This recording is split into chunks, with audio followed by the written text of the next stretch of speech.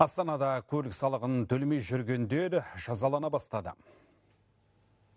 Мүмкіндігіңіз болмай тұрма, қазір мүмкіндігіңіз болмай тұрса, біз көлігіңізді өкінішке орай айыппұл тұрағына алып кетуге мәжбүрміз.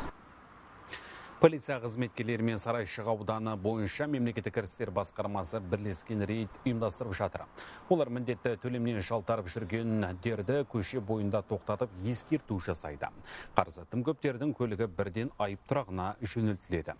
Кейін олар салықты, оның өсімпұлын, тұрақтың ақысын төлегеннен кейін ғана көлігін қайтарып ала алады.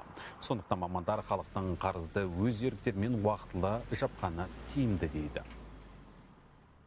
Астана қаласының тек бір Сарайшық ауданында 30 мыңға жуық жеке тұлғаның 726 миллиондай берешектері бар.